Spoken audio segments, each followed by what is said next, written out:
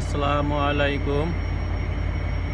এই মুহূর্তে দাঁড়িয়ে আছি হিলি রেল স্টেশন। এটি একটি সীমান্ত ঘেঁষা রেল স্টেশন। এই স্টেশন সচরাচর ব্যবহার করা হয় না, মাঝে মধ্যে ক্রসিংয়ের জন্য এটি ব্যবহার হয়। এখন পঞ্চগড় থেকে আসতেছে পঞ্চগড় এক্সপ্রেস। এটিকে ক্রসিং দেওয়ার জন্য এই নীল সাগর এক্সপ্রেস, যেটা ঢাকা থেকে এসেছে, এখানে দাঁড়িয়ে গেছি।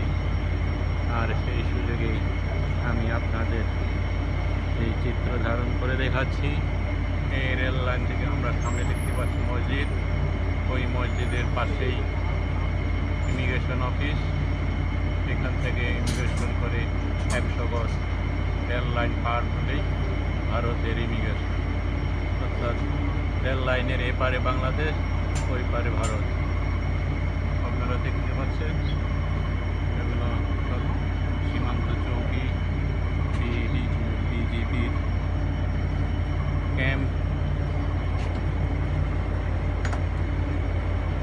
এগুলোতে বিজিবির অবস্থান করে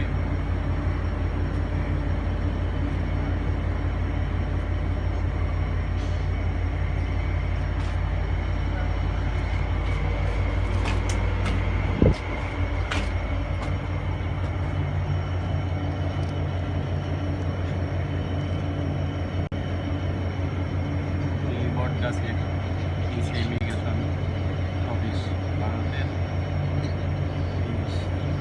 সীমানা প্রাচীর দেখতে পাচ্ছি।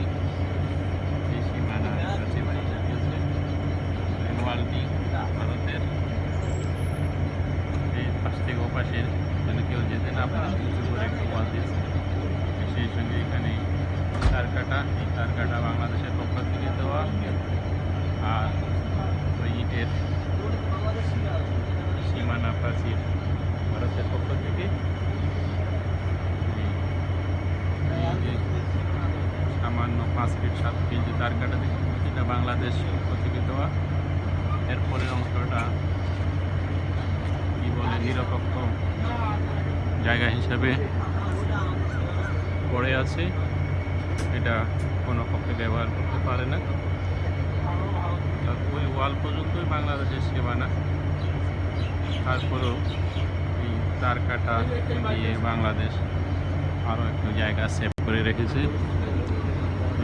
আমরা হিলি স্টেশনের টেমপ্লেট দেখতে পাচ্ছি। এই বটগাছের নিচেই হিলি স্টেশনের সাইনবোর্ড। এখানে একটি বিজিপি ক্যাম্প, ছাউনি। এখানে তিনি তো 1-2 করে 24 ঘন্টায় ডিউটিতে থাকেন।